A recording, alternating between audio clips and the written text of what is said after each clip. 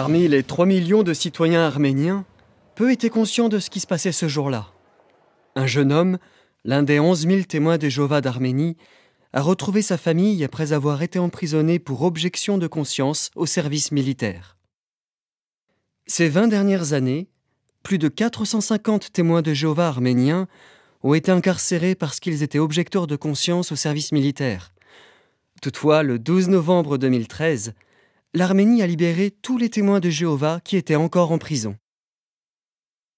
Cette libération a marqué la fin d'une bataille juridique qui avait été l'objet de l'attention internationale 2 ans auparavant, en 2011, quand la Grande Chambre de la Cour européenne des droits de l'homme avait examiné la question de l'objection de conscience dans l'affaire Bayatian contre Arménie, qui a fait date. Bonjour, je déclare ouverte l'audience publique portant sur le fond de l'affaire Bayatian contre Arménie. Monsieur Bayatian, qui est assis à nos côtés, est objecteur de conscience. Il est aussi témoin de Jéhovah. Et selon l'arrêt rendu par la Chambre, sa position s'est avérée, je cite, « motivée par des convictions religieuses sincères ». La Grande Chambre a rendu une décision en faveur de M. Bayatian et a établi que l'objection de conscience est un droit fondamental, protégé par l'article 9 de la Convention européenne relative à la liberté de pensée, de conscience et de religion.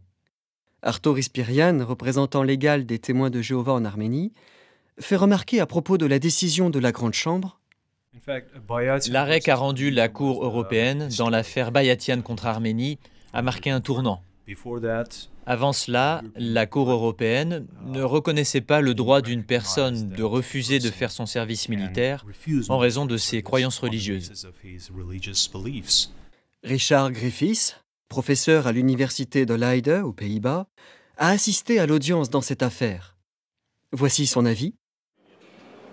Je me suis toujours dit que la question fondamentale de l'objection de conscience est un droit de l'homme qui doit être respecté et qu'on doit autoriser un citoyen à ne pas faire la guerre s'il estime que c'est mal, tout en lui permettant de remplir ses obligations civiles d'une autre façon utile à la société et qui soit en accord avec ses croyances. Quand l'Arménie a libéré tous les objecteurs de conscience, comme l'avait ordonné la Cour européenne des droits de l'homme, les témoins de Jéhovah du monde entier s'en sont réjouis. Il s'agissait aussi d'une importante victoire pour tous ceux qui accordent de la valeur à la liberté de conscience et de religion.